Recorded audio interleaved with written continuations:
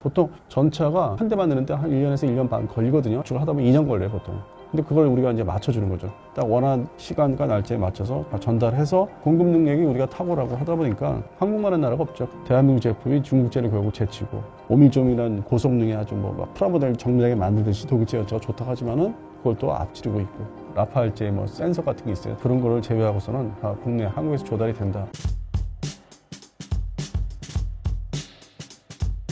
전차 강국 독일, 미국, 저가의 중국까지 제치고 페루가 한국의 K2 흑표를 선택한 결정적 한방은 무엇이었나요? 성능 면에서 독일제에 준하는 100%는 아니지만 거기에 준하는 성능. 중국제가 요즘 뭐 VT4가 지금 태고에서 말썽이 있겠죠. 전차 주포에 어떤 그 지속성이 없어서 뭐 많이 계속 쏘니까 뭐 휘어진다든지 망가진다든지 그런 측면에서 종합적으로 대한민국 K2 전차는 전혀 그런 문제가 없고 그러니까 성능이 이제 보장이 되고 있고 그러면 이제 가격에 있어서 독일제 레오파드 8이라든지 그 시리즈를 보면은 400억 원대라고 하면 우리는 최대치가 성능 개량한 뭐 부품을 달아도 240억 원. 그러니까 가격이 독일제에 비해서 중간 그 이하죠. 절반 이하고 그리고 납품을 최대한 우리는 노력해서 최대한 맞춰주려고 하고 보통 전차가 1년 만드는데 한 대 만드는데 한 1년에서 1년 반 걸리거든요. 열심히 만들면은 또 차이되는 시간도 있고 하다 보면 해당 나라에서 부대에서 운영 요원들 교육도 시켜야 되고 야전 배치 뭐 이렇게 부대 선정도 해야 되고 뭐 이렇게 구축을 하다 보면 시스템 전체 운영 그 구축을 하다 보면 2년 걸려요 보통.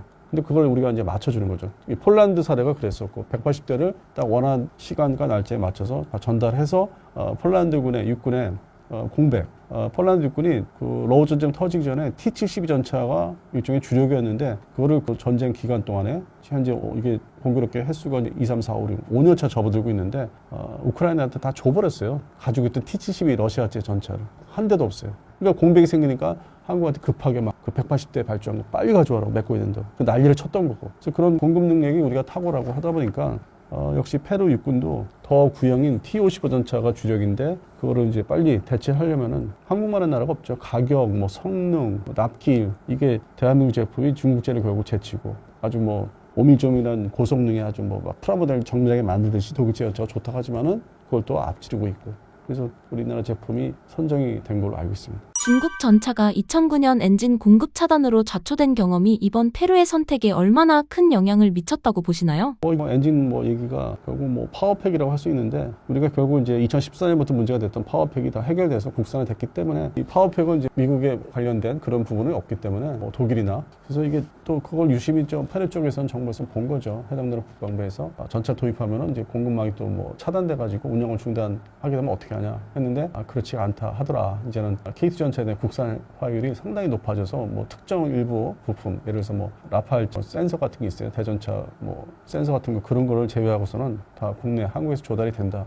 그래서 그런 부분이 이제 장점이 된 거죠. 안데스 산맥 해발 4,000m라는 극한 지형에서 K2에 무릎 꿇는 기술과 가벼운 차체가 실전에서 어떤 차이를 만들 수 있나요? 그래서 저도 이거 질문을 이제 여러 차례 받았는데 나중에 나도 이상하잖아요. 페루가 보통 산악지대라고 하잖아요. 근데 이 전차 운영하는 거는 부대 배치는 평지나 도로 기반으로 한 지역에다 배치를 하거든요. 국경선 다 감안해서. 근데 지금 배치하는 지역은 국경선 쪽이지만 도로 기반이고 산악 지역은 우리가 그 관광 차원에서 어떤 TV에서 볼 때 그런 지역을 자꾸 보여주니까 아주 숨쉬기 어려운 지역에서 이걸 운영하나 좀 착각을 할 수 있고 다만 이제 이게 자세를 낮춘다는 거는 우리가 6.25 전쟁 때 전차는 아니었는데 전차에 준하는 M36이라는 대전차 자주포를 이제 미국한테 받아서 중동부 전선, 그러니까 철원 지역이죠. 철원 지역이나 그 옆에 다른 험준한 지역에서 상대방을 공격하기 중공군이나 이제 북한군을 진지를 공격하다 보니까 전차에 준하는 M36이 올라와야 된다. 오픈탑이라고 해서 장갑이 얇아요.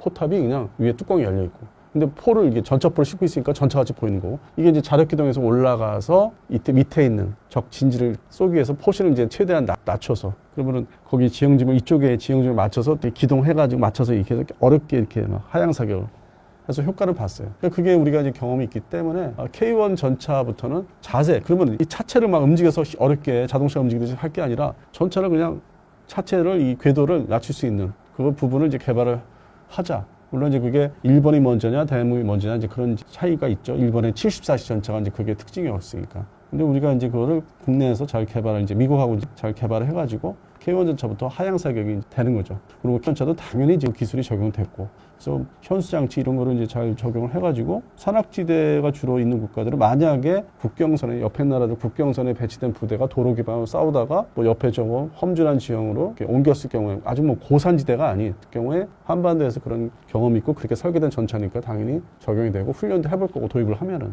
근데 이게 마치 페루 전체 지역이 뭐 산에 아예 그냥 산악지대에 뭐 배치된 부대 뭐 그건 아니고 국경지대는 자동차가 도로가 다닐 수 있는 소통할 수 있는 그런 도로 기반이기 때문에 그쪽 주변에 부대가 배치되기 때문에 이건 좀 약간 와전되지 않았나. 제가 볼 때 처음에 저도 이건 좀 이상했어. 이번 계약에서 전차 성능 못지않게 주목받는 게 현지 생산 기술 이전을 포함한 토탈 솔루션인데요. 이 방식이 기존 방산 수출과 뭐가 그렇게 달랐던 건가요? 이 사례는 이제 튀르키예 사례는 우리가 기술 이전료를 받고서 국방과 연구소 주도로 튀르키예는 그 케이트 전차를 아예 설계 도면에 준하는 걸 다 기술을 넘겨서 현지화 시킨 거고, 지금 페루가 말하는 거는 MRO라고 요즘 많이 얘기했죠. 후속 군수지원 정비하는 거. 그 부분에 대한 기술이에요. 이제 현지 공장에서 조립을 하고, 그럼 조립하다 보면 이제 기술을 이제 습득을 해요. 아, 이거 부품을 어떻게 갈아 끼우고, 아, 이거는 이 부분 국내에서 생산할 수 있을까? 기술력이. 그럼 할 수 있다면 이제 자기네에서 승인을, 우리 한국에 승인 받아서 똑같은 도면을 받아서 승인을 이제 받아서 생산해서 계속 운영 유지에 사용하는 거고, 자동차처럼. 근데 이거를 전체 설계를 받아서 독자적으로 뭐 이거를 또 만들어 본다, 이건 아니고.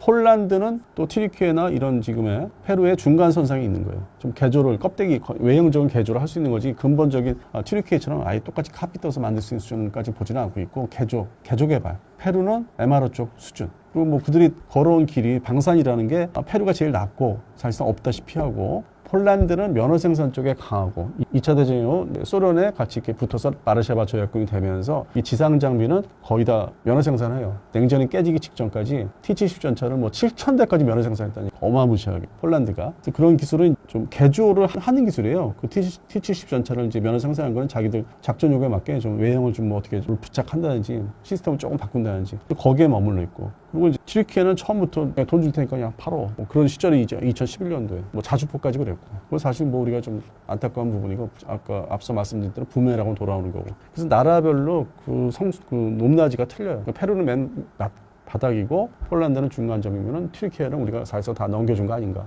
그래서 상중하로 나눠집니다. 그런 기술 이전에 대한 거는. 이번 페루 계약은 단순한 3조 원 수출을 넘어 한국 방산이 부품 수출국에서 완성품 수출국으로 완전히 체질이 바뀌었다는 신호로 봐도 될까요? 1단계를 이제 성공시킨 거죠. 2단계는 이제 전투기, 뭐 헬기, 뭐 미사일 분야. 그러니까 미사일이라는 게 공대공, 공대지, 공대함. 그런 부분까지 넘어가려면 아직도 앞에 기다리고 있는 거고, 완성을 우리가 시키긴 하지만 시간도 걸리고 돈 투자도 해야 되고, R&D. 1단계 이제 전차나 이게 지상군 장비, 그 다음에 일부 국가지만은 뭐 필리핀하고 페루지만은 함정 분야, 호위함 분야는 이제 뭐 호주에서 실패했지만은 우리 수준에 맞는 판매에서 그걸 가져갈 수 있는 수준에 맞는 필리핀이나 페루는 성공을 시켰는데, 그걸 더 확산시키려면 또 2단계까지 가야 되고, 그게 바로 이제 KDDX 차기 구축함이 나와서 그 버전을, 수출 버전을 만들려면은 그건 구축함이기 때문에, 그다음에 이제 전투기가 기다리고 있고, 지금까지는 경전투기자 경공격기라고 부르죠, FAO식은. 그러니까 이 단계에서는 폴란드 중심으로 성공을 시켰고, 페루도 포함시키고, 근데 2단계는 진짜 전투기, 진짜 대형 함정, 더 나아가 잠수함, 그다음에 고성능 헬기까지. 차세대 기동 헬기도 만들면 수출해야 되고, 그다음에 미사일, 각종 미사일이라는 게 뭐 현무 시리즈를 뭐 팔 수 있는 건 아니지만은 공대공, 공대지, 공대함 미사일은 또 유럽이 했던 것처럼 우리도 해야 되는 과제가 이제 다가오고 있는데, 지금 이제 개발을 이제 시작했고, 그럼 향후 짧게 봐도 어느 정도 외형을 갖춰서 일반 공개를 해서 수출 시장에서 우리가 좀 조만간 이 제품이 나온다고 이렇게 선전할 수 있는 거는 아마 향후 5년이 지나야만. 그래서 2단계, K방산 2단계로 가기 위한 지금 올해가 시작이라고 보고 있어요. 2026년이. 그래서 상징성을 갖는 게 3월 말에서 4월 초순에 있는 KF-11의 양산형, 그러니까 시제기, 개발 시제기가 아닌 양산형, 공군부대에 배치할 수 있는, 그게 이제 상징성을 갖는 게, 행사를 갖는 게 중요한 거죠. 3월 말에서 4월 초에. 사실 뭐 대통령 행사 같더라고요. 지금 처음 얘기하는데 대통령 행사 같고, 공식적으로. 국가적으로 진짜 현 정부에서도 상당한 관심을 갖고 있는.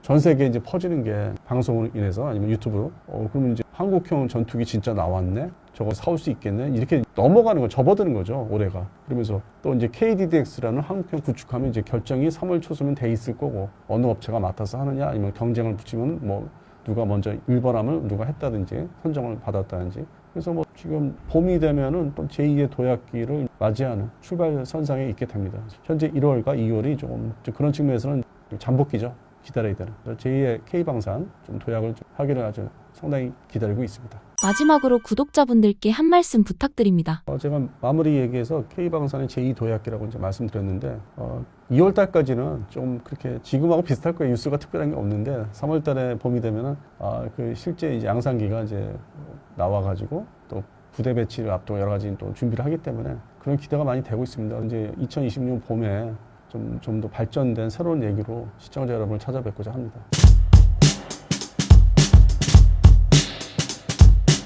최근 트럼프의 베네수엘라 마두로 대통령 체포, 그린란드 점령 등 동맹이 동맹을 공격하는 이런 일들이 벌어지는 이유는 무엇일까요? 트럼프 대통령 트럼프 2기가 지난해 1월 20일 날 시작되죠. 1년 정도 지나가는 시점인데요. 크레이지 트럼프 뉴노멀 이렇게 용어를 줬어요. 뭐냐면 여기서 말하는 크레이지는 뭐냐면 우리가 상상하지 못했던 일들이 너무 많이 벌어진다는 거죠. 가장 극단적인 게 바로 베네수엘라. 아무리 적국이지만 전쟁 상태도 아닌데 수도를 폭격으로 하고 급수를 해서 대통령을 잡아가는 거죠. 그 이전에도 있었죠. 이란 폭격이었죠. 이란이 인구 9천만, 세계 석유 매장량 3위, 가스 매장량 2위, 페르시아라고 하는 긴 문화를 가진 거대한 사실 제국이거든요. 이란의 포르토, 나탄즈, 이스파한 세 군데, 그것도 핵시설을 폭격을 했거든요. 이거는 상상을 초월하는, 제 입장에서는. 그 다음에 정말로 이제 극단적인 사례가 바로 그린란드죠. 그린란드를 내가 소유하겠다. 미국이 소유하겠다. 달라. 주기 싫으면 팔아라. 아니면 힘으로 하겠다. 이건 군사 공격 침공을 의도한 거거든요. 물론 다보스 포럼을 계기로 침공 얘기 쑥 들어갔습니다만 이것만으로도 질서의 파괴자죠. 동맹이라 하면 서로 지켜주는 건데 심지어 그린란드에 미군 기지도 있어요. 그런데 그 그린란드를 동맹을 침공하겠다는 얘기를 한 거거든요.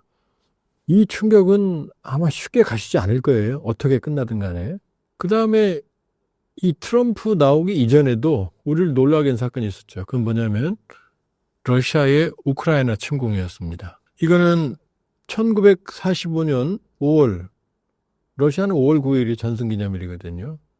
5월 9일 이후로 유럽에서 일어난 대규모 첫 번째 전면전이거든요. 이것도 사실은 사람들이 예상을 못했죠. 이 이전까지만 해도 유럽은 나토 국방비 합의 2% GDP 이걸 안 지켰어요. 왜? 전쟁은 없을 거다.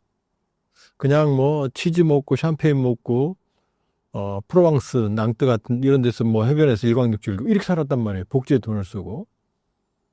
왜 그랬냐면은 유럽에서 대규모 전면전이 일어날 거라는, 그러니까 전간기, 전쟁과 전쟁과에서 그 사이 1917년에서 1차 대전이 끝났을 때 2차 대전이 끝나는 45년까지 39년까지 2차 발발하는 한 20년 좀 넘는 기간이 전간기였거든요.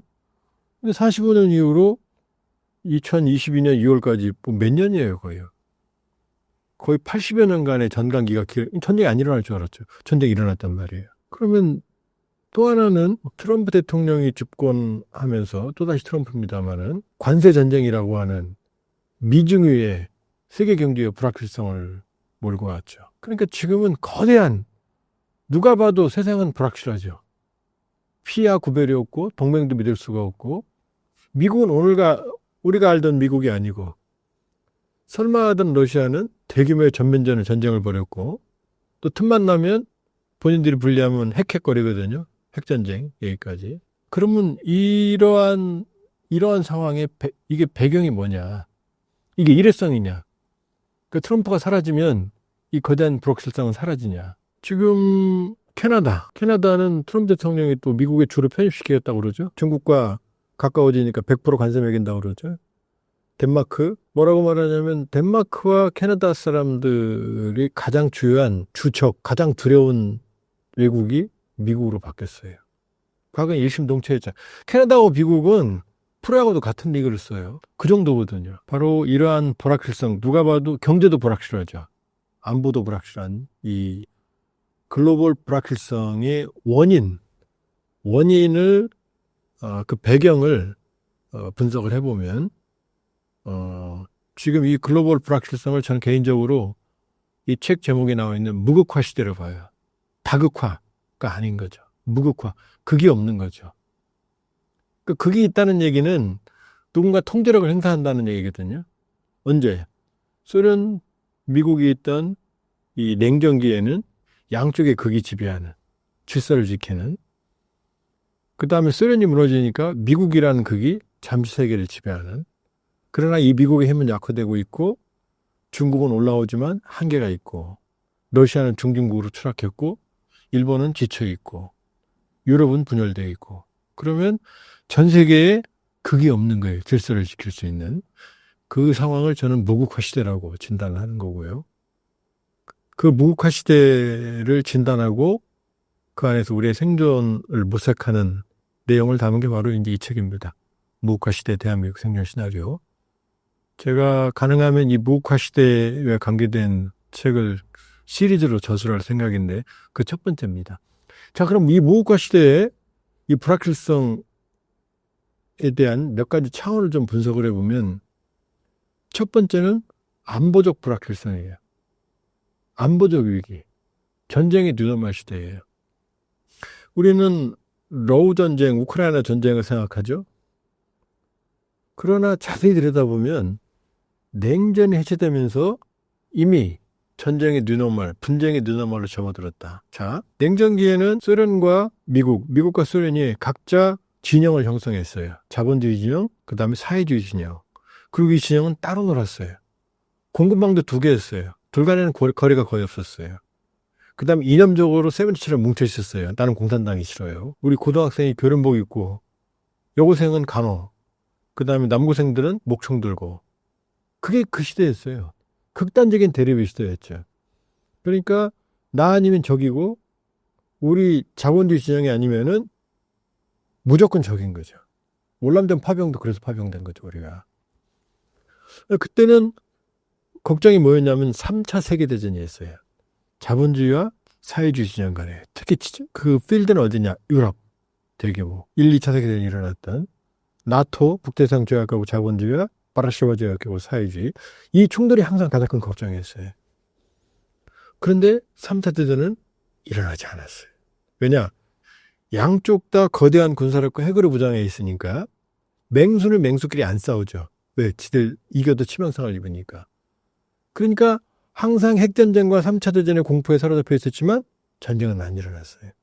오히려 냉전기가 평화로웠어요. 왜냐? 각자 자기들끼리 똘똘 뭉쳐서 자기 진영을 관리했거든요. 이게 조폭, 냉전의 범죄의 질서라고 그래요. 왜냐하면 조폭들이 있는 데는 조폭들이 질서를 관리해요. 그 안에서. 그러니까 잡범들이 없어요. 그러니까 소련이라고 하는 15개 공화국, 그 다음에 동유럽이라고 하는 그런 소련 체제의 거대한 갈등들이 눌려 있는 거죠. 프라이봉 이런 것처럼 이 자유나 이런 걸 추구하는 또 민족 간의 갈등 이런 것들은 소련이라는 거대한 힘에 눌리는 거죠. 사회주의 체제 안에 폭력으로 진압을 하는 거죠. 자본주의도 마찬가지예요. 자본주의 진영 안에서는 사회주의의 대립 때문에 이 질서를 미국이 유지하는 거죠. 그러니까 이 자본주의 진영 안에서의 갈등들은 내리누르는 거죠. 더 큰 갈등을 막게 해요. 이게 냉전적 질서예요. 역설적으로. 그러니까 냉전기에는 큰 전쟁이 별로 없어요. 미국은 베트남 전쟁. 코피 터졌죠. 어쨌든. 소련은 아프가니스탄 전쟁. 역시 코피 터졌죠. 이 정도였어요. 그런데 소련 체제가 무너지니까 그럼 3차 세계대전의 핵전쟁의 위협은 사라진 줄 알았죠. 평화에 사로잡힌 거죠. 그러니까 유럽이 국방비를 줄이고 방위산업을 해체한 거예요. 생태계를. 그래서 지금 유럽이 방위산업이 취약한 거예요. K방산이 기회가 생긴 게 바로 이것 때문이에요. 유럽은 이제 전쟁은 안 일어나는 거라. 그런데 그건 착시였어요. 왜냐? 사회주의 진영이 무너지니까 사회주의의 갈등들을 힘으로 누르고 있던 소련이 사라지니까 튀어나오는 거죠. 처음 튀어나온 게 어디죠? 유고슬라비아 내전, 끔찍한 인종청소, 보스니아 헤르체고비나부터 시작해서 세르비아. 여기에서 막 어마어마한 갈등들이 터졌죠. 유럽이 개입을 했죠. 이건 소련 외 동유럽 지역이었던 거고. 근데 소련 안에가 터져. 어떻게 돼요? 체첸 1차, 2차 전쟁, 러시아 조지아 전쟁, 아르메니아 아제르바이잔 전쟁, 1차, 2차 전쟁. 이게 다 소련 연방이었거든요. 그 다음에 2014년 러시아의 크림반도 합병, 침공, 돈바스 지역 내전. 2022년 2월 24일 러시아의 우크라이나 전면 침공. 중앙아시아 탄탄한 국가들도 우리가 몰라서 그렇지 계속 국경 분쟁이에요. 왜? 소련이 강제로 누르고 있던 게 이제 사라지니까 용적으로 튀어오르는 거죠. 아무도 관리를 안 하니까. 그러니까 사실은 포스트 소비에트 공간, 소련이 해체된 공간은 전쟁의 시대, 분쟁의 시대였어요. 언제 또 터질지 몰라요. 지금도 계속 물려 있는 거예요, 지금. 그러면 미국은 자, 양극 체제에서 소련이 사라지니까 잠깐 단극 체제. 내가 전 세계를 지배할 수 있어? 잠깐은 행복했죠. 근데 중요한 건 뭐냐? 미국의 국력도 상대적으로 쇠퇴하거든.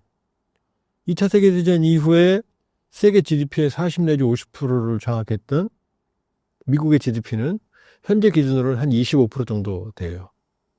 어마어마하죠, 그래도. 그러나 50%, 40%였던 때에서 지금 25%는 거의 절반으로 줄어든 거잖아요. 그러니까 미국도 예전 같지 않죠.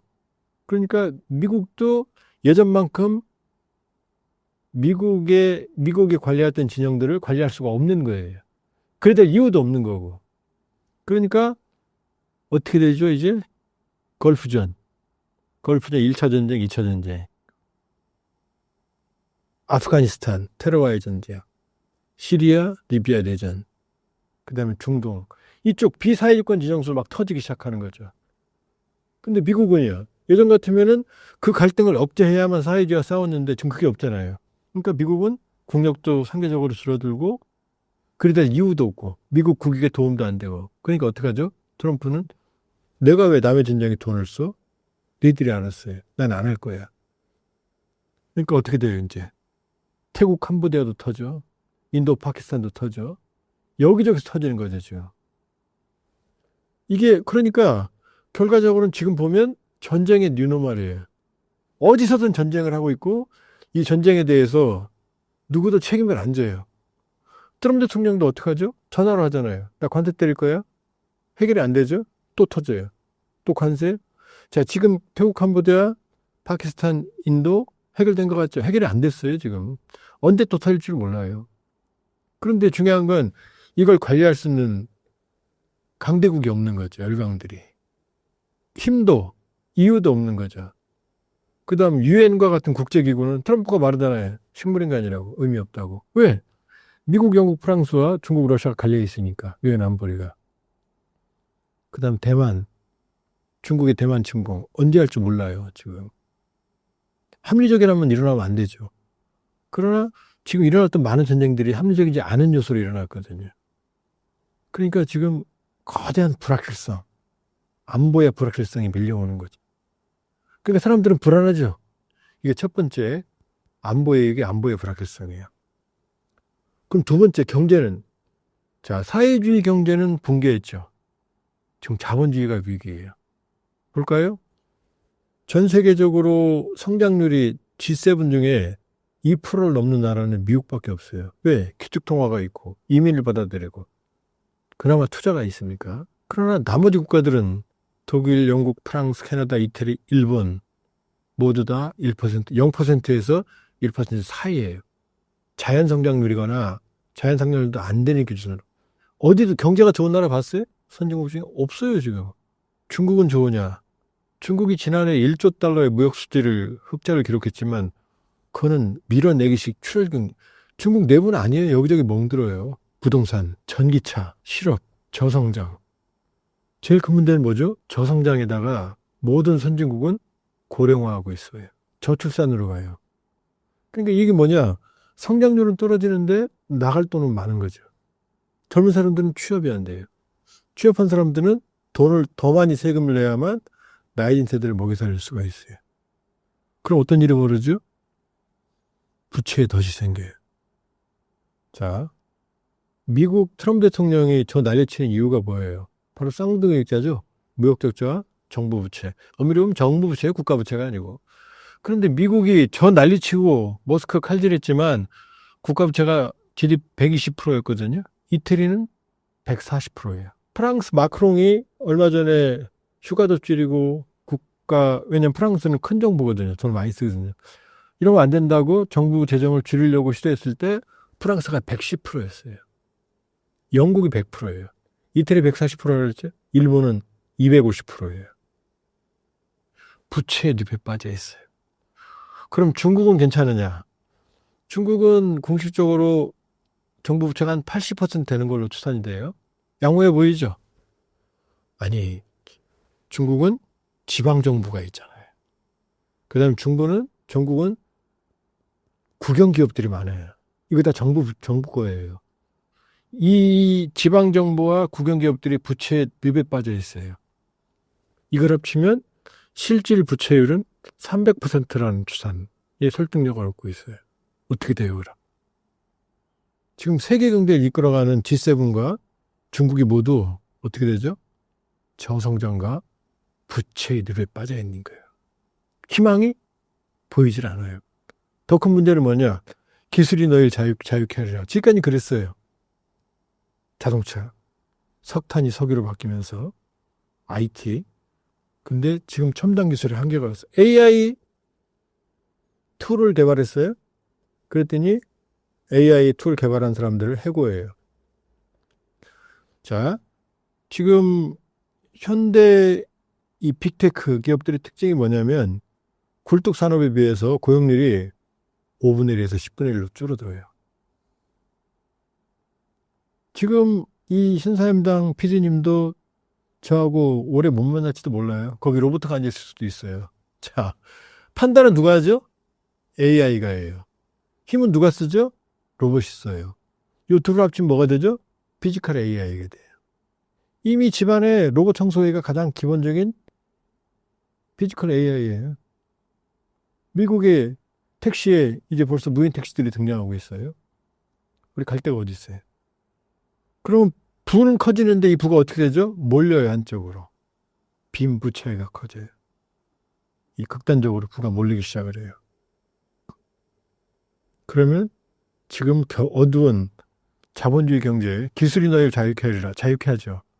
그러나 고용은 줄어들고 이 부가 한쪽으로 몰리는 일들이 발생을 해요.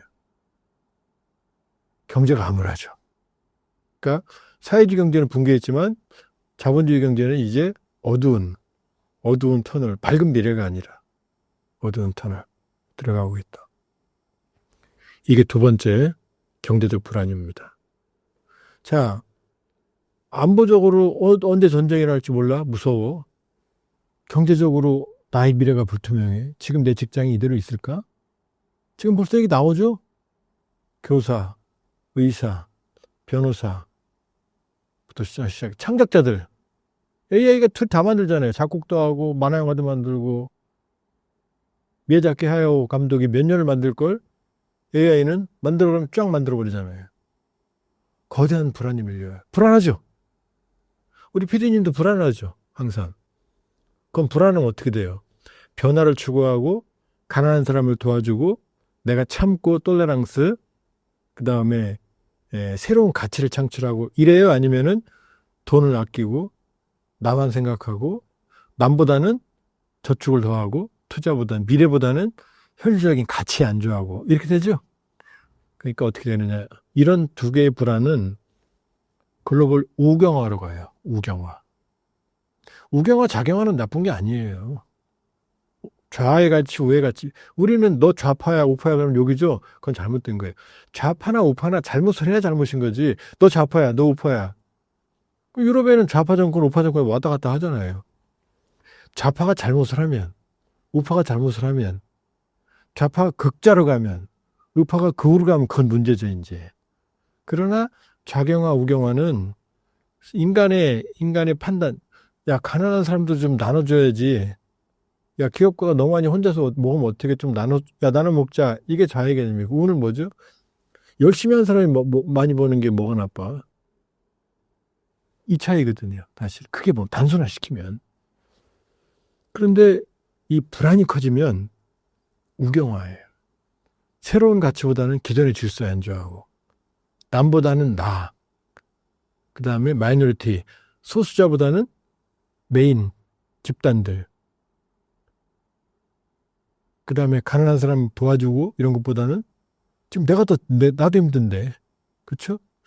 기존의 질서, 그 다음에 우리 민족 중심주의, 이런 우경의 경향이 일어납니다. 근데 여기 이제 이 우경과 토양 속에는 이제 극우들이 나타나요. 이 강해지는 거죠. 어떻게 되죠? 일본의 참정당, 극우.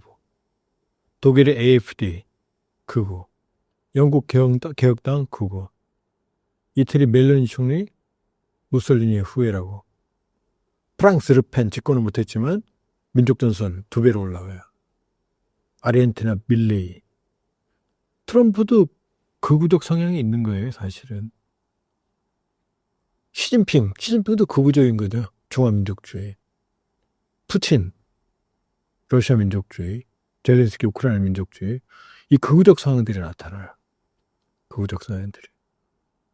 그러면 이 극우는 왜 뭐가 무섭냐면은 항상 가상의 적들을 만들어냅니다. 그게 바로 소수자예요. 소수자에 대한 혐오. 왜냐하면 소수자들은 항상 기존의 가치에 배치되잖아요. 성적 소수자, 인종적 소수자, 그 다음에 우리 민족 제일주의. 그러면 항상 내가 가진 불안을 그런 가상의 집단들에게 투영을 합니다. 그 트럼프 대통령이 이민자들 막 총질하면서까지 하는 바로 그게 한 단면인 거죠. 이민자들 때문이야. 내가 지금 뺏기고 있는 모든 이민자들 때문이야. 그러면 그런 것들이 거대한 불만들이 투사가 되는 거죠. 특정한 대상들. 그 외국인 혐오증이에요. 대표적인 게. 우리는 사실은 외국인들을 혐오하면 외국인들이 없으면 돼요. 여기에. 안 돌아가잖아요. 지금 외국인들이 많은 업종들에서 어려운 일 해주고 있잖아요. 무슨 소리야, 우리하고 똑같은 월급 받는데. 그 외국인들이 왜 들어와서 일을 하겠어요? 업주들이 왜 써요? 여기 있는 사람들이 빈자리를 채우니까 하는 거거든요. 그러니까 중국에서 온 물건을 입지만 중국인을 미워하는 거죠. 중국 때문이야. 선거 조작이야. 이런 일들이 벌어지는 거죠. 젠일 때문이야. 극단적인. 그러면 이런 상황에서는 이성적이고 냉철한 정치인보다는 스트롱맨, 선동가들이 설쳐요. 대표적인 게 트럼프예요. 그러니까 자 여러분 이렇습니다. 그러니까 우리가 이게 아닌 거죠. 바로 쟤네 때문이고 내가 해결할 거야. 나만 믿어. 난 힘으로 해결할 수 있어. 저렇게 패면 돼. 이렇게 말하는 거죠. 내쫓으면 돼. 근데 그렇게 쉬워요? 그 외국인 들어오면 어떻게 돼요? 여기 있는 사람은 결혼할 수도 있고 여기 정착할 수도 있고 자식을 낳을 수도 있고 그럼 힘으로 해결이 되겠어요? 그러니까 지금 볼까요? 푸틴, 시진핑, 트럼프, 다카이치, 헝가리 오르반부터 시작해서 이 튀르키 에르도안 다 강한 민족주의적 선동적인 정치가 통합니다. 그러니까 합리적인 글로벌 우경화에서 극우의 출현, 그 다음에 선동 정치들이 설치기 시작을 하는 거예요. 이러면 세 번째 바로 정치 위기, 민주주의 위기가 오는 거예요. 트럼프 대통령이 민주주의처럼 전혀 안 보이죠. 국제법 필요 없어. 내가 법이야. I the jury. 내가 다 해결해. 라고 말하잖아요, 지금. 전형적인 스트롱맨이에요, 지금. 국제법이라고 하는 질서라고 하는 규칙에 기반할 수 있어. 아니에요, 지금. 오로지 힘이 통하는. 이렇게 되면 이제 세 번째 민주주의 위기의 시대예요. 그러니까 어떻게 되죠? 안보, 경제, 정치의 위기가 오는 거예요. 혼돈이죠. 이게 무국화 시대의 배경이에요. 근데 네 번째 더 큰 문제가 있어요. 이건 뭐냐면 바로 과학기술의 발달로 인한 위기예요. 그게 바로 지구온난화, 기후변화, 클라이밋 체인지. 아니에요. 그렇게 말하면 환경론자들이 뭐라고 그래요? 클라이밋 크라이시스, 이미 위기다. 또 뭐라고 그래요? 클라이밋 디자스터, 이미 기후재앙이다. 지구가 녹고 있거든. 지금 이 올해 추운 것도 북극이 녹으면서 일어나는 현상이겠던데요. 그러니까 기후변화, 지금 파리 기후협약 산업화 이전보다 1.5도 이내로 평균 기온 낮추자. 그럼 사람들이 그래요. 1.5도 갖고 뭘 그래요? 자, 사람의 체온이 36.5도죠? 1도 올라가면 어떻게 돼요? 37.5도죠? 코로나 때 어떻게 해요? 삐소리 났죠? 1.5도 올라가면 어떻게 돼요? 38도. 병원 가야죠? 안 고치면 죽죠? 이미 38도에 근접해 있어. 자, 기후재앙은 이미 재앙적 수준에 왔어요. 지금 트럼프 대통령이 그린란드 갖겠다고 설치는 이유도 지구가 녹고 있기 때문이에요. 트럼프는 지구온난화 믿지도 않으면서 지구온난화의 성과는 가지고 싶은 거죠.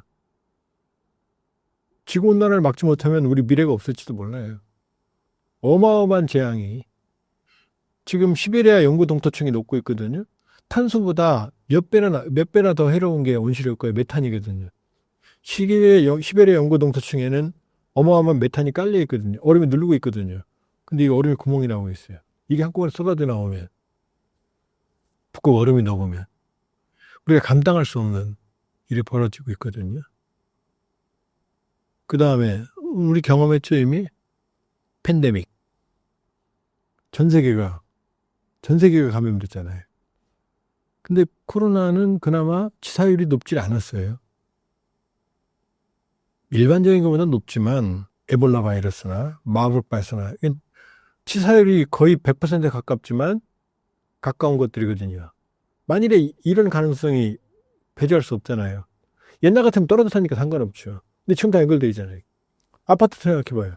다 환경으로 다 연결되어 있잖아요. 그래서 코로나 때도 뭐 환경으로 간이 어쩌니 많았잖아요. 이미 초연결 사회의 위험으로 초연결돼요. 또 하나는 뭐죠? 원자력에 제한하는 재앙을 우리가 경험해 봤죠. 체르노빌, 후쿠시마, 미국의 드리마일. 이게 모두 다 원자력 최악의 등급의 사고거든요. 지금 후쿠시마, 체르노빌 아직도 사람이 못 들어가요. 그런데 문제가 생겼어요. AI 시대에는 기하급수적인 전력을 요구해요. 이건 기존의 수력, 화력, 신재생 에너지 가지고는 감당이 안 돼. 이제 탈원전이 이제 원자력 시대로 가요. AI 시대 때문에. 그럼 이 원자력은 어마어마한 이 효율성이 있지만, 그러나 그게 사고로 이어질 때는 원자력이 늘어나면 늘어날수록 사고 확률이 높아지는 거죠. 그렇죠? 원자력 위기가 다시 오고 있어요. 그 다음에 더 큰 위기, AI. 이미 AI는 이 인간이 지능을 AI로 넘겼을 때 AI가 우리를 지배할 가능성은 매우 높다고 여러 경고가 나와요. 예를 들어 이런 실험을 해봤어요. AI한테.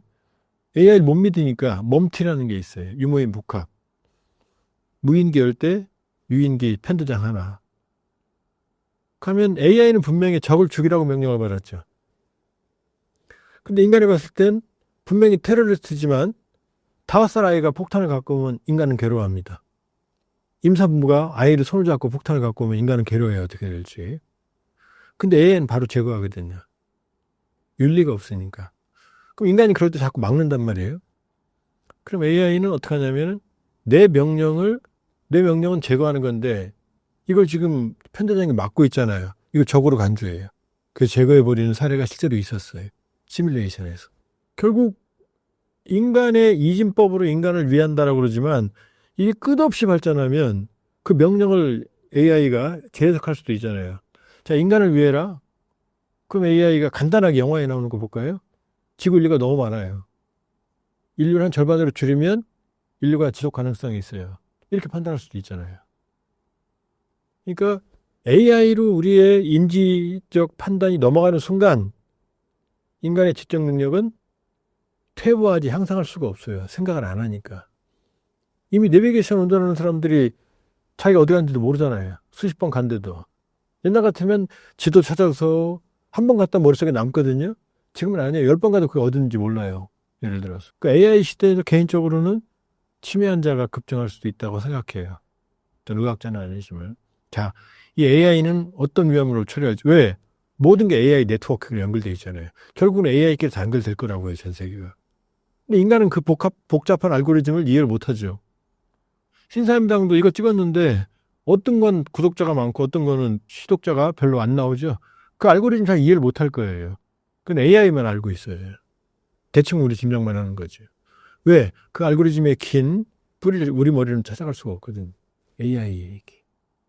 그러니까 기술이 우리를 발전시켰지만 기술이 인류 전체를 지금 위험으로 몰아넣는 그걸 저는 생명안보, 라이프 시큐리티라고 개념을 줬어요. 인류 전체가 위험에 빠지는 거죠. 뭐 때문에? 기후변화, 원자력, AI, 팬데믹. 이전에는 없던 기술로 인해서 발전한 어떤 새로운, 이거를 울리히백 선생은 위험사회라고 1980년에, 86년에 이미 책을 썼는데 저는 더 나아가서 바로 라이프 시큐리티, 생명안보, 인류 전체가 위험에 처해 있다. 어쩌면 전멸할 수도 있는 위기에 처해 있다. 라고, 그게 바로 기후재앙이고 원자력이고 AI이고 팬데믹인 거예요. 우린 이미 지구 역사상 최대 95%의 생명체가 사라진 대규모의 전멸 상태 여러 번 경험했거든요. 이 네 번째는 그러니까 뭐예요? 새로운 위험의 위기예요. 리스크. 리스크는 관리할 수 있거든요. 데인저하고는 다른 거예요. 투자할 때 리스크라고 그러죠. 데인저라는 표현 안 써요. 투자는 내가 조절할 수 있으니까. 그럼 이 네 번째는 뭘 요구하느냐? 전 세계적인 기후변화를 나 혼자 막나요? 아니죠. 전 세계 회복해야 되죠. 트럼프는 어떻게 했어요? 탈퇴했잖아요. 원자력 투자하고 원자력으로 사람들이 달려가고 화석연료를 다시 쓰고 전 세계 협력이 필요한데 세계는 지금 분열되고 있다는 거죠. 이 네 가지가 무국화 시대의 배경이에요. 제가 시대 진단을 한 안보적 불안, 안보적 위기, 경제적 불안, 경제적 위기, 정치적 불안, 정치적 위기, 민주주의 위기. 네 번째, 새로운 위험, 새로운 위기. 이 네 가지가. 그러니까 우리는 이 무국화의 시대라는 거대한 혼돈의 시대에 살고 있다. 그럼 왜 이런 불안한 말씀을 드리느냐? 진단을 해야 될 거 아니에요. 진단을 해야 답이 나올 거 아니에요. 사람이 병원에 갈 때는 내가 스스로 몸이 아프다는 진단을 하는 거거든요. 그게 바로 병식이에요. 병에 대한. 현실에 대한 진단. 진단을 해야만 그 다음에 해법이 나오는 거거든요. 제가 이 책을 쓴 이유는 이 거대한 불확실성에 대한 시대 진단을 하기 위해서 제 나름대로 제 시각을 전달하기 위해서 책을 쓴 거고, 그러니까 트럼프는 갑툭튀가 아닌 거죠. 여기에 부합하는 인물이 튀어나온 거죠. 정확하게. 그러니까 트럼프가 사라져도 이 현상, 이 거대한 불확실성은 사라지지 않는다. 그럼 또다시 제2의 제3의 트럼프가 나올 수도 있고, 이미 이 불확실성의 질서는 이미 끝이 아니고 커다란 입구를 형성하고 있다. 이게 적응해 살아야 되는 거지, 이게 조만간 끝날 거다고 생각하는 건 나이브하다. 이렇게 볼 수가 있고, 그때는 결국 거대한 불확실성이라고 하는 건 이제 진영이 존재하지 않는다는 걸 의미해요. 냉정과 같은. 진영은 추억이에요. 그렇지만 진영이 없는 것도 아니에요. 진영은 느슨해졌지만 청해화된 느슨한 형태로 존재해요. 그럼 그 안에서 살아갈 우리 방식은 뭐냐? 바로 각자 도생해. 각자 도생. 각자 스스로 자기 길을 가는 수밖에 없어요. 누구도 도와주질 않아요. 내가 가진 게 뭐고 내가 부족한 게 뭐고 이런 전략적 판단에 따라서 줄 건 주고 받을 건 받는 그런 각자 도생의 전략만이 우리의 미래가 될 수 있다. 그럼 대한민국은 불안하느냐? 그러지 않아도 된다. 왜? 과거에 우리는 아니다. 과거에 한국전쟁이 끝나고 60년대, 70년대 힘없이 필요하던 그 시기가 아니다. 지금은 세계 경제력 10위, 첨단 기술력은 더 앞서요. 그다음 세계 국방력도 세계 5위권 맞아요. 그 다음에 문화력, 캐디언, 세계를 지배하죠? 이거 도래가요. 그 다음에 정치적 안정성. 여기에 대해서 여러분들이 이견이 많은데, 이 비상계엄 사태라고 하는 이 미중유의 사태, 이걸 넘어가잖아요. 물론 여야 차이가 있고 진보 보수가 있을 수가 있겠지만, 그러나 남들이 보기에는 아니거든요. 우리만 위험하게 생각하거든요. 이 정도의 민주주의 회복 탄력성 가진 나라 없어요. 미국 보세요. 트럼프의 그 광기를 막지를 못하잖아요. 브레이크가 없잖아요. 미국의 노벨 경제학상 탄 사람이 지난해 그랬어요. 한국은 경제, 민주주의 모두 모험적이다. 한국을 봐라. 근데 하나는 더 얘기했어요. 근데 애 안 낳는 건 큰일이다. 애는 낳아야 된다. 자, 이게 바로 무국화 시대에 대한 제 시대 진단입니다. 그러니까 트럼프가 그린란드를 탐내는 건 그런 지도자가 나타난 건 사실은 이 거대한 불확실성이 만들어낸 트럼프 방식의 해법인 거예요. 앞으로 한국 방산 어떻게 될까요? 불행하게도 지금은 군비 통제 시대, 암스 컨트롤이 아니라 암스 레이스, 군비 경쟁의 시대예요. 제가 소련으로 유학을 갔을 때가 90년대 초반이거든요. 그때 소련에 갔을 때는 모든 소련의 이 영어로 만든 선전책자는 암스 컨트롤이었어요. 군비 통제. 모스크바 프로그레스 출판사라는 데가 영어책을 선전 자료를 만들어서 뿌렸거든요, 전 세계에. 그때 왜 그러느냐? 소련은 미국과의 경쟁, 레이건. 사실은 소련을 붕괴시킨 건 레이건이에요. 레이건은 집권하면서부터 소련과 그 이전 미국의 유정자들, 소련과의 공존을 추구하던 정책을 폐기하고 처음부터 소련을 무너뜨릴 계획에 착수하기 시작했어요. 힘의 우위를 통해서 정치적, 경제적, 군사적 압박을 통해서 소련을 무너뜨릴 계획을 옮기기 시작했고, 레이건노믹스, 이 소련은 레이건이라는 거대한 힘과 충돌하면서 물론 아프가니스탄 전쟁의 후유증도 있지만 이 경제력으로 미국을 따라갈 수가 없었어요. 왜냐하면 사실 자세히 들여다보면 전성기 때도 소련의 경제력은 미국의 50%를 못 넘었어요. 그런데 미국이 힘의 우위로 압박을 하니까 따라갈 수가 없잖아요. 특히 군비 경쟁에서는. 그때 스타워즈 계획이라고 레이건 어마어마한 천문학적인 군비를 투자했거든요. 이걸 러시아가 따라갈 수가 없잖아요. 경제가 이미 파탄 상태인데 포기한 거예요. 고르바초프가. 내가 안 할게. 나 졌어. 나 경제적으로 도와줘. 라고 포기를 하니까 사실은 이게 시작된 건 70년대부터예요. 브레즈네프 때부터. 그때부터 대탕트라고 하는 걸 소련이 먼저 치고 나왔어요. 야 그만하자. 힘에 딸리니까. 결국 소련 경제, 사회주의 경제의 모순으로 사회주의 시대는 해체가 됐죠. 그러니까 사회주의권이 이 군사력이 급속히 약화했죠. 미국과 대항하던 러시아의 첨단 무기들은 쉽게 말하면 녹슬기 시작한 거죠. 일부 기술만 있고. 그러니까 유럽은 이제 유럽에서의 대규모 전쟁은 이제 없다. 왜? 소련이 무너졌으니까. 제가 유학할 때 소련은 비참했어요. 동네 사람들이 우리 집 유학생 쓰레기통을 뒤지고 그랬어요. 정말로 실화예요, 실화. 우리는 막 풍족하게 쓰니까요. 그러니까 가보면 그렇게 평온하던, 좀 부족하지만 평온했던 노동 은퇴한 이후에도 생활을 보장받고 집도 나라에서 주고 배급도 주고 이런 모든 체제가 무너졌거든요. 그러니까 정말로 이 나라가 존재할까? 인구가 급속히 감소했어요. 살인, 마약, 알코올 중독, 자살. 사회가 거의 해체되는 줄 알았어요. 미래가 없었어요. 그 당시 어두운 암울한. 군사력이고 뭐고. 심지어 우크라이나는 만든 항공모함까지 고철로 중국에 팔았거든요. 발약을 하고. 그게 지금 랴오닝함이에요. 이러함. 그러니까 유럽 입장에 러시아는 군비를 감당하기 어려웠고.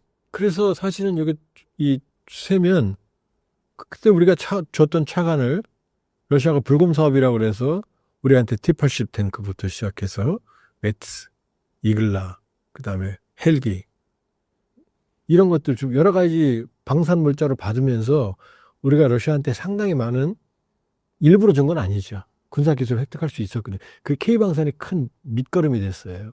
그 정도였어요. 평시 같은 거 그렇게 안 주죠. 그러니까 유럽은 이제 전쟁이 끝났다. 그러면서 군비를 줄이기 시작했어요. 축소하기 시작했어요. 그리고 방산 생태계도, 방산은 뭐냐? 이런 물건들은 계속 팔리면 계속 찍어내죠. 근데 방산 물자는 훈련 안 하고 안 쓰면 그대로 이게 소모가 안 되니까 대규모 방산 생태계를 유지하는 거는 낭비죠. 그러니까 유럽은 소규모 주문 생산 체제로 전환되기 시작했어요. 그러니까 뭐 잠수함한테 주문하면 5년, 10년 걸리고 탱크한테 주문하면 좋은 건 만드는데 공급과 시간이 아주 오래 걸리는 거죠. 그리고 나토는 2% 정도의 GDP 2%의 국방비를 내기로 합의했는데 많은 나라들이 1% 정도밖에 안 냈어요.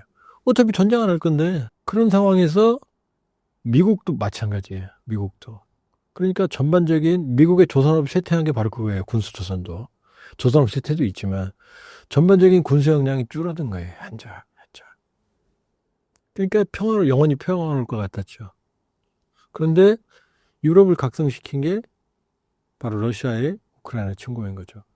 전면적인 대규모 전쟁이고 뭐 그전에 있었던 소규모 분쟁과는 비교가 안 되죠. 이 러시아의 분쟁들, 체첸, 조지아, 아르메니아, 이 소규모 분쟁이 단기간에 끝나. 그 다음에 걸프 전쟁 같은 경우도 압도적인 화력을 때려부시면 끝났거든요. 근데 러어 전쟁을 보니까 어떻게 돼요? 무제한적인 소모전이거든. 병력과 자원이. 유럽이 깜짝 놀란 거죠. 왜냐? 러시아가 이번 우크라이나 전쟁에서 러시아만 손실한 장갑차, 탱크가 최대 2만 대로 추산이 돼요. 그런데 유럽의 빅4가 있어요. 영국, 프랑스, 독일, 이태리. 여기가 가지고 있는 MBT, 주력 탱크가 영국은 챌린저, 프랑스는 르클레르크, 이태리는 아리에테, 독일은 레오파르드2, 최강의 전차들이죠. 3.5세대. 근데 이 전차를 다 합쳐도 1000대가 안 돼요. 쓸 수 있는 게. 그런데 대한민국이 한 2200대 가지고 있거든요. 3세대 이상만 해도 1700, 800대예요. K1, K1, E1, K2 그렇게 합치면 얼마나 유럽이 허술한지 알겠죠. 유럽이 깜짝 놀랐죠. 그러니까 야, 이제 방산 생태계를 살려야 되겠구나. 라고 생각하니까 하루아침에 안 되잖아요. 그러니까 러우 전쟁이 끝나니까 전 세계에서 방산 생태계를 살리고 있는 나라가 딱 두 나라였어요. 하나는 대한민국, 하나는 북한이었어요. 왜? 1953년 7월 27일 휴전한 이후로 이 둘은 매일 전면전을 준비했으니까. 근데 둘이 차이가 있죠. 북한은 경제력이 최빈국인 상황에서 대한민국은 최정상급 경제력, 첨단, 과학, 기술, 전기, 전자, 정밀 기계, 철강, 화학 이게 고도로 발달한 그러니까 전 세계적인 경쟁력을 가진 방산 생태계를 가진 데를 보니까 대한민국이 존재하고 있거든. 그러니까 대한민국으로 달려오기 시작한 거죠. 전 세계가. 포탄부터 시작을 했어. 러시아는 북한으로 갔죠. 그러니까 허접스러운 북한 무기라도 가져다 써야 되니까 병력으로라도. 그러니까 대한민국은 역설적으로 장기간의 전쟁을 준비해왔기 때문에 방산 생태계가 살아있었고 끊임없이 국산화 자주국방 체계를 이어온 거 아주 착실해요. 처음에는 육방부, 포항부라고 그랬죠. 왜냐면 어차피 전면전이 벌어지면 대규모 육군이 필요하니까 우크라이나도 마찬가지예요. 그러니까 탱크는 K1, 그 다음에 K2로 이어지는 계보, 그 다음에 세계 최고의 베스트셀러 K9 자주포, 그 다음에 다연장 천모, 그 다음에 현무, 지대지 탄도미사일 이런 식으로 아주 탄탄한 육군 전력을 육성을 했어요. 다 자주국방이에요. 우리가 만드는 거예요. 그 다음에 공군은요. KT-1 기본 훈련기부터 시작해서 T-50 고등훈련기, 그 다음에 이걸 공격기로 바꾼 FA-50, 그 다음에 KF-21이라고 하는 4.5세대 전투기로 이어지는 거죠. 그 다음에 해군은요. 해군은 우리 울산급 1980년대부터 시작해서 울산급 포항급 PCC 호위함부터 시작해서 이제 광개토 1, 2, 3 광개토 1, 2, 3로 이어지는 이지스함까지 이어지는 정도대왕함, 다산 정영함까지 이어지는 이지스함까지 온 거죠. 그 다음에 지금 91년 하드베이에서 진수한 장보고 2099 잠수함 이제 지난해 12월 중 퇴역했죠. 209 장보고 1 1800톤급 장보고 2 손은 1급 그 다음에 3000톤급 중장수 안창호 그 다음에 세척 만들었고 이제 안창호급의 이 장영실 장보고 3의 배치 초에 3600톤급 장영실험까지 탄도미사일까지 정말 탄탄하죠. 중요한 건 이 모든 게 다 국산이라는 거예요. 이 외국의 기술을 도입을 시작해서 지금 국산화 시킨 거죠. 지금 나타나고 있잖아요. 지금 K9 세계 저점포 시장 절반, FA50 경공격기, KT1 또 이미 여러 군데 많이 팔렸죠. 그 다음에 K2 표탱크 이번에 페루까지 진출했죠. 그 다음에 2099급 잠수함도 우리가 인도네시아 수출했죠. 지금 캐나다 60조짜리 잠수함 사업이 시작되고 있어요. 3,000톤급 무거울 잠수함이죠. 지금 3,000톤급 재래식 잠수함을 수출할 수 있는 나라는 일본밖에 없어요. 우리밖에 없어요. 일본은 소류급과 타이게이급이라고 하는 이 두 가지를 만들었고, 우리는 장보고 3의 안창호급, 그 다음에 이제 다산정유관. 독일도 3,000톤급을 만들어 본 적이 없어요. 중국 잠수함은 안 사가겠죠? 3,000톤급 잠수함을 만들 수 있는 나라가 몇 개 되질 않아요. 지금. 잠수함을 수출하는 나라가 지금 몇 나라 되지 않아요. 디젤 잠수함을. 자, 러시아, 독일, 그 다음에 프랑스, 스웨덴, 그 다음에 한국, 일본 정도래요. 지금. 여기 3,000톤급은 한국하고 실물을 만든 나라는 한국하고 일본밖에 없어요. 한국하고 일본. 독일 하드웨어는 실물이 없어요. 일본 건 너무 비싸요. 그러니까 호주 같은 경우 지금 고민인 거죠. 같은 나토의 하드웨어에 사느냐, 성능이 검증된 실물이 있는 한국을 사느냐. 우리가 폴란드에서 졌지만 폴란드에 진 거는 기술력 때문에 진 게 아니에요. 스웨덴한테 졌죠. 왜냐하면 폴란드는 나토잖아요. 또 스웨덴 붙어 있잖아요.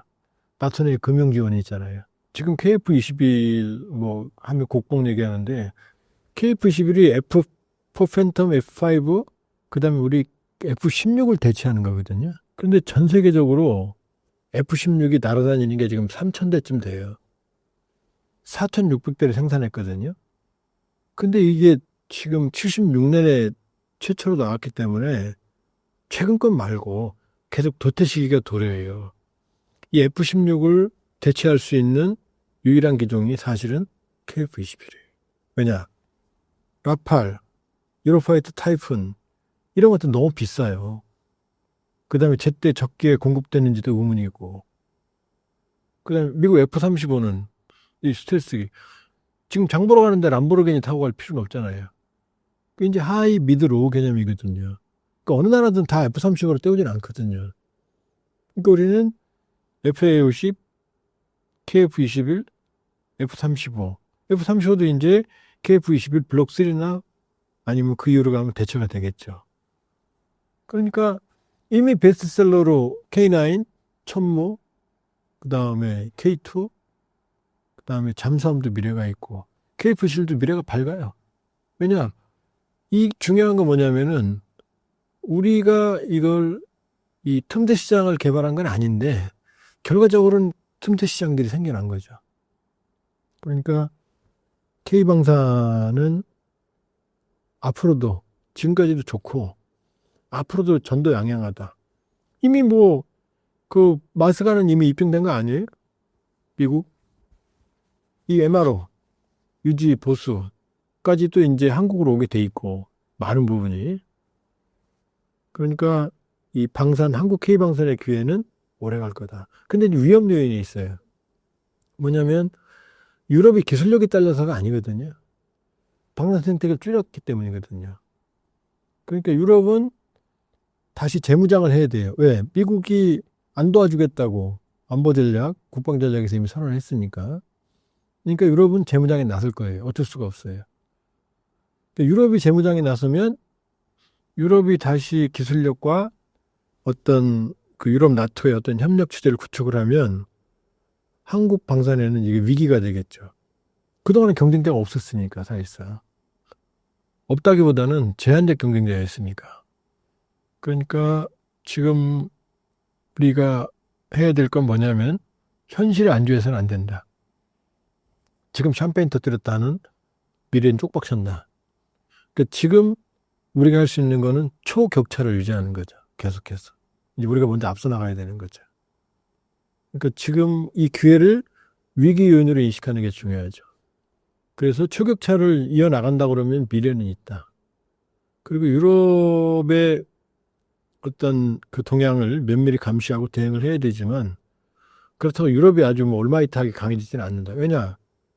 러우 전쟁이 끝나면 어차피 유럽은 현실적인 문제에 직면할 거예요. 러시아가 미국이 유럽에 대한 이 방어 능력을 약화시킨다고 그래서 GDP의 10배, 인구의 5배인 유럽을 침공한다? 유럽이 러시아에게 뚫리는 순간, 나토가 무너지는 순간 전체가 흔들리니까. 독일만 해도 러시아 GDP의 2배거든요. 그러면 유럽이 전쟁이, 물론 이번 러우 전쟁으로 상당 부분 정치하려고 군비를 증강하겠지만, 그러나 그렇다고 해서 그게 영원히 군비로 가진 않아요. 왜냐면 제가 적정국방 그러는데 제일 좋은 건 천문학적인 돈을 쏟아부어서 군비를 유지하는 거예요. 그럼 아무도 못 건드려요. 그렇겠죠? 대신 굶어야 돼요. 그건 아니잖아요. 그러니까 유럽도 그 딜레마에 처할 거다. 그러나 어찌됐건 지금같이 좋은 상황보다는 유럽이라는 경쟁 요인이 나타날 거다.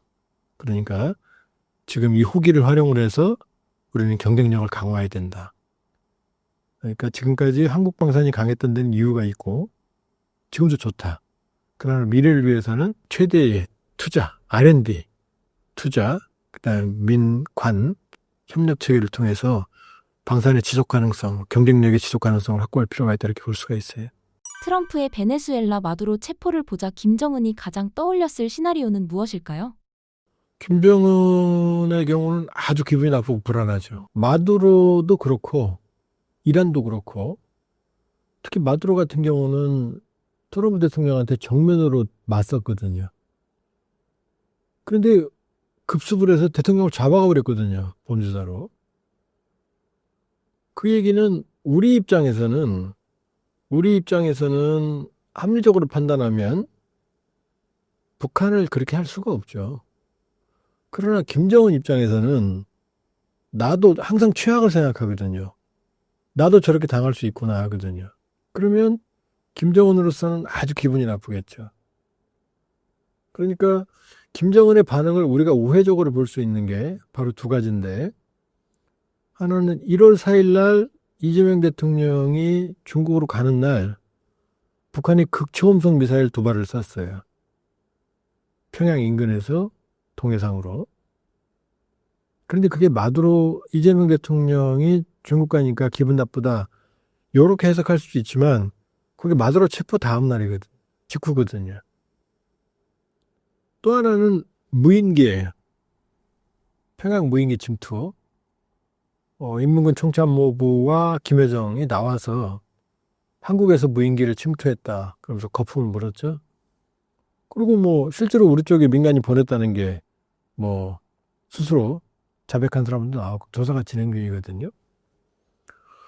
그런데 이 무인기 침투에 대해서 북한이 공개를 할 때 인민군 총참모부의 내용을 자세히 들여다보면 그 무인기가 침투했는데 자기들이 내부로 깊숙이 유인을 했고 특수한 전자전을 활용을 해서 강제로 추락을 시켰다. 이런 대목이 나와요. 이게 뭐냐? 자기들은 방공망이 완벽하다라는 걸 자랑하는 걸 그런 내용들이 그 안에 들어있어요. 그러니까 이 얘기는 뭐냐면 우리는 베네수엘라와 다르다. 우리는 극초음속 미사일도 있고 그다음에 우리 방공망은 지금 무인기, 소형 무인기까지 들어오는 거를 다 파악을 하고 있다. 이 얘기거든요.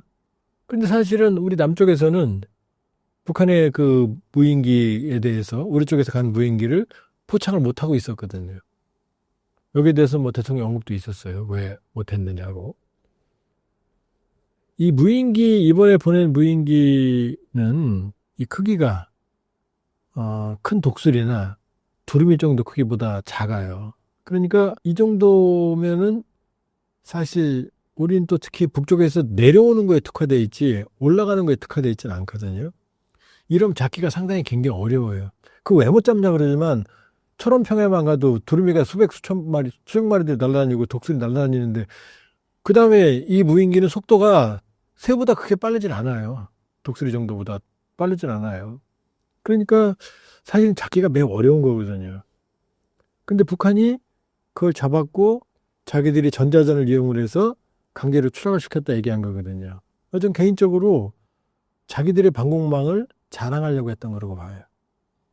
왜냐하면 이 무인기가 특별히 위협적이지도 않았고 북한 입장에서는 우리 군이 보내지 않았다는 거 본인도 알거든요. 내용물을 보면 다 상용 부품이고.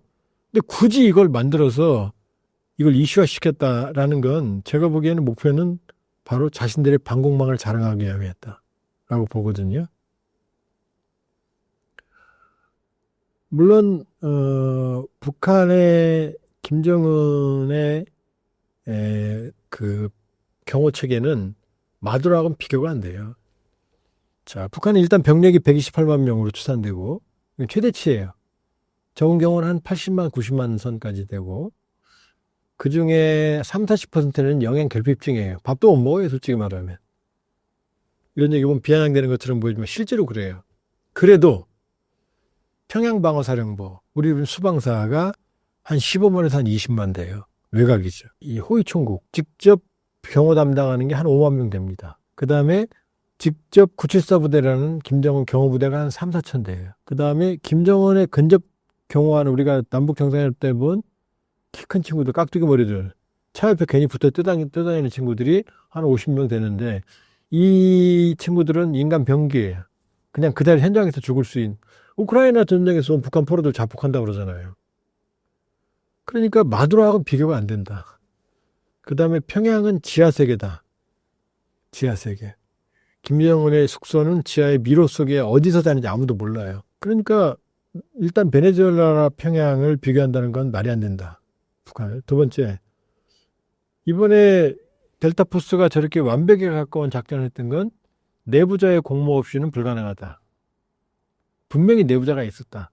이미 나오잖아요. 로드리게스 부통령이 미군 공습 이전에 미국과 사전에 교감을 했다. 마두로만 자국하면 협력하겠다라고. 결국 로드리게스가 사전에 협력해서 가능성이 있죠. 로드리게스가 아니더라도 그 안가의 내부를, 외부는 알지만 내부를 어떻게 알아요? 그 미로를. 거기서 다 미군의 희생은 한 명도 없고 쿠바 정예위원 32명을 몰살시키고 합쳐서 거의 80여 명을 미군은 아무런 유혈이 피해가 없고 심지어 부상자도 없고 한번 피격당했다고 그러지만은 심각한 부상자도 없고 그럼 안에 내부자가 있었을 거다. 공모자가. 그럼 북한에서 내부자를 찾는다? 거의 불가능하죠. 그러니까 베네수엘라 사태를 북한에게 그대로 적용하는 건 불가능에 가깝다. 그러나 당하는 김정은 입장에서는 항상 최악의 경우를 생각할 거 아니에요. 그리고 트럼프 대통령한테 덤볐다가는 얻어맞는다. 그 다음에 잡혀간다. 이란은 폭격을 했잖아요. 그러니까 이란과 베네수엘라는 김정은에게 두 가지 의미를 주는 거죠. 자, 저쪽은 크레이지 트럼프는 베네수엘라 대통령처럼 잡아가는구나. 선이 없구나.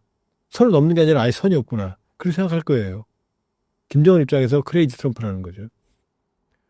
그 다음 두 번째, 북한이 미로인데 이스파한, 나탄즈, 포르도 이 세 군데 핵설을 GBU-57이라고 하는 벙커버스터 지하 60m, 100m까지 내려가는 걸 터뜨렸잖아요. 지하에 있으면 안전할 것 같죠? 우리가 만일에 지하 60m에 있다고 쳐봐요. 100m에. 지금 안전하죠. 그런데 이 위에서 뭔가 터진다고 생각해봐요. 안에 있는 사람이 불안하겠어요? 안 불안하겠어요? 거기다 벙커버스터의 특징은 폭탄이 땅에서 터지면은 에너지가 밖으로 퍼지지만 땅에 들어가서 터지면은 지표면이나 암석이 뚜껑 역할을 하니까 밖으로 못 나가요. 에너지가 퍼져요. 그러니까 소규모의 지진이 발생을 해요. 그러니까 이런 내부 공간들은 다 파괴가 되는 거죠. 사람들은 충격파를 받는 거고. 그러니까 지하에 숨어 있는 사람들은 벙커버스터 공격이 오면 더 불안하죠. 왜? 입구가 막히면 못 나가는 거 아니에요. 매몰되는 극심한 공포잖아요. 그러니까 이란 폭격과 GBU-57 그 스텔스로 갔잖아요. 아무도 몰랐잖아요. 베네수엘라도 어떻게 장님을 만들어 놓고 들어갔잖아요. 이건 김정은에게는 이건 사실 공포 그 자체일 거다. 그러니까 우리가 보기에는 그럴 일이 없고 그래서도 안 되죠. 한반도가 위험해지니까. 뭐 일각에서는 뭐 김정은 제거하면 좋겠다 그러지만 김정은 제거해서 모든 게 끝나고 통일되고 행복이 오면 얼마나 좋겠어요. 그 뒤에 오는 불확실성, 그 모험줄에서는 안 되는 거거든요. 그러나 김정은 입장에서는 아주 불안할 거다. 이렇게 볼 수가 있고. 그러나 걱정을 북한과 베네수엘라가 다른 이유는 또 하나는 뭐냐면 바로 우리는 베네수엘라는 이 미국의 앞바다에 해당하죠. 가까워요. 멕시코, 아메리카만 멕시코만 좀 더 가면 베네수엘라니까. 거기에 항모 전단과 강습 상륙함 전단을 띄워놓고 장기간 마약 선단을 공격했죠. 근데 그거는 속임수였어요. 뭐냐? 바로 베네수엘라의 카라카스 수도를 마두로를 지켜보기 위한 몇 달 동안 거기서 완벽하게 탐지해낸 거죠. 내부 상황을. 근접거리에서. 우리는 모두 전면 침공만 생각하는데 미국은 전면 침공할 생각이 전혀 없었던 거죠. 마두로만 제방을 생각했던 거죠. 자, 미국이 만일에 항공모함 전단과 강수상륙 전단을 동해에 떼어놓고 원산 앞바다에 몇 달 동안 있을 수 있어요? 불가능하죠. 그 다음 뒤에 누가 있어요? 중국과 러시아의 방공망이 있잖아요. 그걸 다 감시해 줄 거 아니에요. 정말 그냥 안 주겠어요, 북한에게? 그러니까 북한을 베네수엘라 마두로 방식으로 한다? 불가능하다. 북한을 폭격을 한다? 북한은 핵무력법이라는 거에 김정은이 죽으면 자동적으로 핵미사일을 발사하게 돼 있어요. 지도부가 제거되면 자동적으로 보복선이 가동되도록 돼 있어요. 그러니까 북한과 베네수엘라는 다르다. 그러나 김정은 입장에서는 아주 불안을 느낄 수밖에 없다. 이렇게 볼 수 있어요. 그러니까 이게 트럼프 대통령과 싸우는 것보다 일단 대화로 일단 나가야 되겠구나. 버티면 얻어맞는다. 이런 생각이 있을 수가 있고 또 하나는 베네수엘라이라는 핵이 없으니까 얻어맞았다. 그러니까 우리는 핵을 더 가져야 된다. 이 두 가지 생각을 모두 하게 만들겠죠. 러우 전쟁의 전환과 종전이나 휴전 후 러시아는 어떤 분야에서 한국을 가장 강하게 찾게 될까요? 일단 이제 러우 전쟁은 끝납니다. 반드시 끝납니다. 이러면 욕 좀 먹는데 언젠지를 몰라서 그렇지. 이미 양쪽 다 지쳤어요. 지금 볼까요? 매일 푸틴이 이긴다 그랬죠. 근데 전선을 보면 똑같아요. 전선 지도가 확 뚫리지 않아요.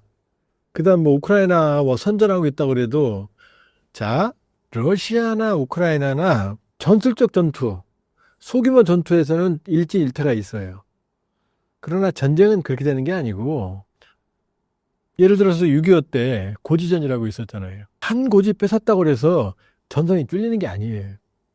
왜냐? 전선을 뚫으려면 전선을 뒤집어야 되거든요.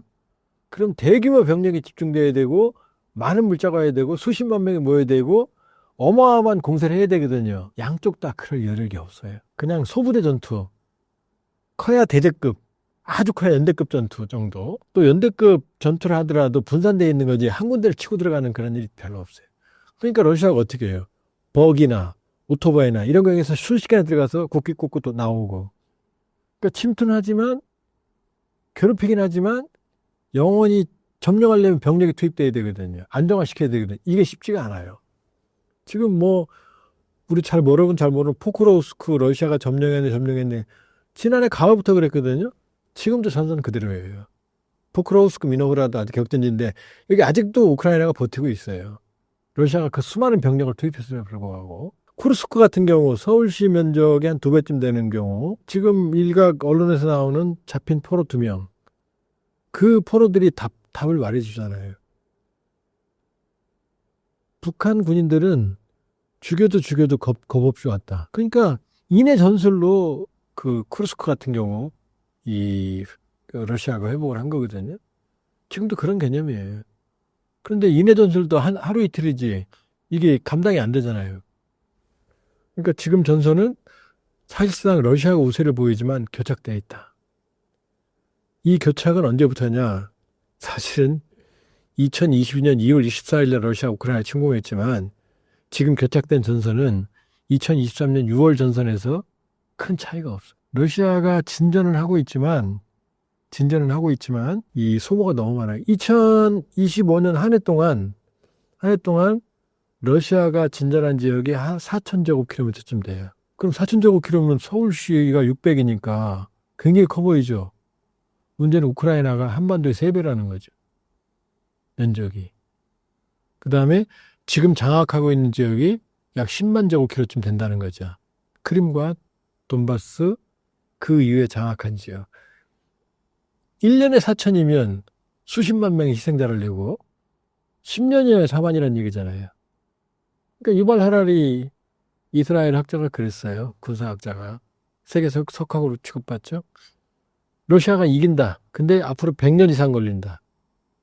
근데 사상자는 수천만 명이 될 거다. 못 이긴다는 얘기지. 그러니까 결과적으로 지금 전선에서 치고받는 건 양측 다 전술적 전투다. 오늘은 하루 우크라이나 전진하고 내일은 러시아가 전진하고. 그래 러시아가 조금씩은 먹어 들어간다. 아무래도. 그러니까 우크라이나가 불리하죠. 그러나 그 천하의 러시아가 2022년 2월 24일 이후로 지금 몇 년째예요. 근데 4년 돼가요. 만 4년? 점령 못하고 있잖아요. 그 전선을 크게 확장을 못하고 있잖아요. 그러면 러시아도 지쳐있다. 뭐 일부 병력을 뭐 첨단 장비 아끼고 있다. 그럼 아끼지 그걸 다 씁니까? 거기다 전선을 다 몰아넣으면 나중에 어떡하려고 해요. 그러니까 그게 뭐 추가적인 뭐 전쟁 그건 아니에요. 그럴 여력도 없어요. 거기다 트럼프 대통령이 베네수엘라까지 장악했기 때문에 소유까지 국제 유가도 푸틴한테 불리해져요. 전쟁은 지금 협상을 하는데 이제 아랍에미리트 아부다비에서 미국 중재로 러시아 우크라이나 만났어요. 계속 만나요 지금 이제 직간접적으로. 근데 협상이 왜 안 되느냐? 영토 때문에 그래요. 영토 지금 러시아가 점령한 돈바스 지역 전체를 우크라이나한테 달라는 거고 또 우크라이나가 안 주고 있는 나머지 지역까지 달라는 거고 그럼 전쟁은 끝난다는 거거든요. 근데 젤렌스키가 이 안을 받을 수가 없어요. 왜냐 우크라이나 헌법에는 우크라이나 영토의 변경은 전 우크라이나 국민의 투표를 결정해요. 대통령의 권한이 없어요. 그러니까 넘겨줄 수가 없어요. 넘겨주면 탄핵이에요. 위헌이에요. 근데 그걸 달라는 거죠. 안 되죠. 그러면 푸틴은 그러면 그 영토를 우크라이나한테 양보할 수 있나요? 푸틴도 안 돼요. 푸틴은 국제법적으로는 불법이지만 지금 점령한 영토를 러시아 영토로 편입을 시켰거든요. 그러니까 국제법적으로는 불법이지만 러시아법으로는 러시아 영토예요. 러시아 헌법상 러시아는 영토를 변경할 수가 없어요. 러시아 정권을. 국민 투표도 안 돼요. 그러니까 젤렌스키는 못 주는 거고 푸틴은 포기할 수가 없는 거죠. 이게 지금 현실이에요. 근데 이 영토 문제에서 합의가 되겠어요? 종전을 하려면 영토 문제에서 합의가 돼야 되거든요. 제일 중요한 게. 나머지 포로가 이건 다음이에요. 양쪽이 이거 합의를 못 하잖아요. 트럼프는 우크라이나 보고 땅 주라는 거거든요. 왜? 부동산 업자니까 이 땅 그냥 사고 파는 걸 알고 있거든요. 그런데도 산다고 그러잖아요. 안 된단 말이에요. 그러니까 종전은 어렵다. 그런 휴전은 돼요. 휴전을 인정하는 거 아니니까 그냥 그 상태에서 싸움만 멈춰놓으니까 젤렌스키는 휴전을 원해요. 지쳤으니까. 푸틴은 자기도 지쳤는데 완전히 땅을 양도 받는 걸 전제로 끝내고 싶어요. 완전히. 요 싸움이에요. 지금. 그러니까 한국전쟁도 6.25 때 만 3년 동안, 만 2년 동안 휴전을 수상했거든요. 좀 그 상태를 보면 된다. 그리고 이제 고지전으로 죽어가는 거죠. 불행하게도. 요 상황이다. 그러나 끝나긴 끝난다. 왜냐 전반적인 상황이 양측에게 모두 불리하다. 지금 우크라이나의 신임 국방부 장관이 30대 중반이에요. 디지털 전문가예요. 이 사람이 취임하면서 이 의회 증언하면서 얘기를 했어요. 징집 기피자가 200만이다. 러시아, 아주 우크라이나. 그 다음에 살상 탈영병이 20만 명이다. 우크라이나 인구가 4천만 정도밖에 안 돼요. 어마어마한 거예요. 그러니까 전쟁하기 어려워요, 우크라이나. 그럼 러시아는 편하냐? 아니죠. 러시아 지금 유가 떨어지고 있고, 그 다음에 끝없는 소모에 인플레이션, 재정 적자, 저기서 지금 난리거든요. 그러니까 끝나는 거로 간다. 그러니까 아마 종전하다가 아마 휴전 쪽으로 가지 않을까. 휴전이 현실적인 대안이다. 불행하지만 이렇게 볼 수가 있고요. 그럼 휴전을 하게 되면 이제 양쪽 다 지쳤기 때문에 소규모 교전은 있겠죠. 그러나 전면적인 전투는 피할 거다. 가능성이 높다. 양쪽 다. 이제 휴전하면은 우크라이나에게 더 많은 물자가 지원이 될 거고 전쟁을 막기 위해서. 러시아도 전쟁 준비를 하겠지만 더 많은 자원이 필요할 거고. 그러면 불안한 휴전 속에서 양측은 경제 문제에 눈을 돌릴 거다. 이렇게 볼 수 있어요. 그러면 우리가 이제 윤석열 정부 때 우크라이나 재건주 막 소리 뭐 또 했죠. 우리한테 기회가 잘 안 올 거예요. 왜냐? 나토 국가들은 미국은 우크라이나한테 살상무기 지원했잖아요. 근데 우리는 살상무기 지원 안 했잖아요. 우리 안 했단 말이에요. 그럼 우크라이나 입장에서 살상무기 지원한 나토에 기회를 주겠어요? 살상무기도 지원하는 우리한테 기회를 주겠어요? 나토, 미국에 주겠죠. 그러니까 우리가 기회가 있어도 더 큰 기회가 오진 않는다. 유럽, 나토, 미국이 먹고 남은 것 정도 꼭 우리한테 줘야 되는 게 올 거다. 이렇게 볼 수가 있고. 그럼 러시아 입장은요. 러시아는 오히려 기회가 될 거다, 우리에게. 자, 지금 러시아가 우크라이나 영토의 5분의 1, 남한 면적을 장악하고 있거든요. 그럼 여기가 온전하겠어요? 다 부서졌겠어요? 다 부서졌겠죠. 전쟁하면서 뺏었으니까. 그러니까 지금 재건 수요는 우크라이나보다 지금 러시아가 점령한 지역이 더 많아요. 여기 매일 전투하니까 거의 초토화되어 있단 말이에요. 첫째, 우크라이나, 러시아는 이 재건이 아주 급해요. 그래야 재건 지역에 있는 민심을 안정화시킬 거 아니에요. 그러니까 이번에 휴전 제한, 종전 제한도 뭐예요? 러시아의 재산을 미국이 동결한 걸 요 자기들이 점령한 지역을 왜 쓰겠대요. 그럼 우크라이나 저 우크 땅이지만 내 땅이니까 내 돈을 내가 점령하고 쓰는 거잖아요. 그 머리 굴리는 거죠. 그러니까 일단 이 복구 수요는 러시아가 훨씬 많다. 두 번째, 그럼 우크라이나 기회는 제한적이지만 러시아는 우리한테 기회가 있다. 왜? 러시아는 토목, 건축, 산업이 없어요. 첨단, 우주, 군사, 그 다음에 지하자원 이거만 있지 산업 기반이 없어요. 자체적으로 절대로 복구 못해요. 북한이 가면 노동력은 되겠죠. 노동력은 받아들일 거예요. 그럼 설계, 건축, 감리, 시공, 그 다음에 여기 인프라, 기계, 전기, 전자 다 들어갈 거 아니에요. 이게 필요한데 러시아는 없단 말이에요. 그럼 중국한테 준다? 그럼 중국 표준으로 바뀌거든요. 중국의 의존도가 커지거든요. 러시아, 중국 간의 협력도 있지만 긴장관계도 있거든요. 그러니까 절대로 완전히 의존은 안 해요. 자, 중국에 의존하는 건 너무 부담이 돼요. 일본은 받아들이겠지만. 그 다음, 유럽, 나토는 전쟁했잖아요. 거기다 땅을 안 돌려주는데 나토가 러시아에 대한 제재를 풀겠어요? 안 푼단 말이에요. 부분적으로 푼단 말이에요. 그 다음, 미국은 일부 제재는 풀 거예요. 그러나 경쟁력은 우리만큼 있지 않다. 그럼 푸틴 입장에서는 이제 서쪽 유럽으로는 끝났어요. 협력 관계가. 완전히 불신 관계로 넘어갈 거예요. 장기간. 그럼 동쪽으로 와야 돼요. 중국과는 한계가 있다고 그랬어요. 도움을 받겠지만, 협력을 하겠지만. 남는 건 일본하고 한국이에요. 원하고 있는 건. 그래서 이 푸틴이, 이 라브로프 외무부 장관이 그랬어요. 지난해 연말에. 일본과 한국에 고맙다. 인내심을 발휘해줘서. 왜? 살상무기 지원 안 했다는 거죠. 그 다음에 푸틴이 이번에 직접 언급했죠? 한국과의 관계 개선 가능성. 언급했어요. 왜 그러느냐? 러시아의 이 전후 재건과 경제 발전을 위해서는 유럽은 끝났어요. 동방으로 와야 돼요. 그게 푸틴의 신동방 정책이라는 거예요. 동방에서 미래를 찾는다. 근데 일본은 뭐라고 그랬어요? 지금 대만 침공 시 개입한다. 강경해요, 다카이치. 근데 러시아와 일본 간에는 어떤 문제가 있느냐? 북방 사계도서 문제가 있어요. 러시아가 장악하고 있는. 이게 걸려있기 때문에 완전한 관계 개선과 협력은 어려워요. 우리 그게 없잖아요. 북한이 러시아 도와줬잖아. 그럼 러시아가 북한 군사기술 주거나 첨단 군사기술을 줄 리가 없죠. 아니, 지금 우리 장악하는 거 미국을 장악하니까 부분적으로는 주겠지만 그렇게 보면 러시아는 전쟁이 끝나면 안북 경남 정책을 쓸 거다. 안보는 북한, 경제는 남한. 왜? 지금도 현대 기아차 모스크바에 넘쳐나요. 그 다음에 초코파이, 도시락면, 러시아 국민 음식이 유명하죠. 왜 그러느냐? 이 없어요, 경공업이, 소비산업이. 전기, 전자 있죠. 정밀기계 있죠. 산업이 있죠. 조선업이 있죠. 그 다음에 한국에 대한 그 한류에 대한 친화력, 또 우리에 대해서 굉장히 아주 우호적이에요. 그러면 전쟁이 끝나고 나면 유럽은 어렵겠지만 특히 트럼프 같은 경우는 트럼프도 러시아와 협력을 하려고 할 거예요. 경제적으로. 그러니까 미국 기업이 들어가는데 우리가 못 들어갈? 우리도 들어가죠. 그러니까 우리가 우리는 러시아는 우리 적대국으로 하지 않았어요. 비우호국으로 했어요. 그리고 우리한테 항상 그랬어요. 너네 선을 넘지 마라. 우리도 안 넘겠다라고.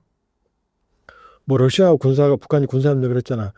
지금 러시아가 넘어가게 생겼는데 그럼 손 안 잡아요? 오로지 유일하게 병력과 지원을 해주는. 잘했다는 게 아니에요. 그러니까 전쟁이 끝나도 러시아는 북한을 안 버린다. 왜? 병력도 필요하고 노동력도 필요하니까. 향후에도 휴전이 돼도 병력은 필요하니까. 그러나 전쟁이 끝나면 이제 화장실 갈 때가 아니라 갔다 온 다음이 된다. 화장실 갈 때는 휴지가 제일 필요하죠. 갔다 와도 휴지는 필요하지만 그렇다고 해서 휴지가 목숨 걸 만큼은 아니잖아요. 북한은 그렇게 될 거다. 손을 잡지만 점점 무게중심을 내올 거다. 자, 중국도 볼까요? 중국도 지난해 9월을 중국 전승절에 김정은이 해해거리고 천안문 갔죠. 그런데 10월 말 경주에 온 건 시진핑이 경주였잖아요. 10월 10일 날 북한 당창건 기념일에는 누가 갔어요? 위창청리가 갔거든요. 중국에서 설 이유가 무슨 소용이 있어요? 1월 달에도 누가 갔어요? 이재명 대통령이 국궁방문했잖아요. 북한은 짜증나는 거죠. 그러니까 막 시진핑 연하장 이런 걸 막 구석탱이에다 쳐박고 막 기분 나빠하는데 이게 국제 질서예요. 필요하면 손잡고 필요 없으면 버리는 거예요. 그렇게 보면 전쟁이 끝나면 한국은 북방 공간을 관리해야 된다. 새로운 기회가 된다. 어쩌면 아주 큰 찬스가 될 수가 있다. 따라서 위태위태했지만 러우 전쟁에서 우리가 균형을 잡은 건 결과적으로 잡은 거예요. 위험한 상황이 있었어요. 윤석열 정부 때. 결과적으로는 잘했다. 이젠 전쟁 이후를 우리가 잠재적으로 대비해야 된다. 이 국제 질서는 이제 선악도, 동지도, 진영도 없는 무국화 시대로 가고 있다. 그렇다고 한미동맹이 그 의미 없는 건 아니에요. 양쪽 다 필요해요. 그러니까 그런 현실 속에서 우리 국익을 위한, 오로지 국익을 보는 실용적 시각이 필요하다. 이렇게 볼 수 있어요. 신사임당 시청자분들을 위한 한마디 부탁드릴게요. 예, 여러분, 오랜만에 뵈서 반가웠고요. 무국화 시대, 대한민국 성전시장 이 책을 보시면 평소에 제가 생각하는 내용들이 잘 정리가 되어 있고요. 계속해서 시리즈로 좀 책을 낼 생각입니다. 여기서는 현 시대를 진단하는 그 일면이 있으니까요. 관심 있으시면 읽어보시면 도움이 될 것 같습니다. 많은 성원 부탁드립니다. 고맙습니다.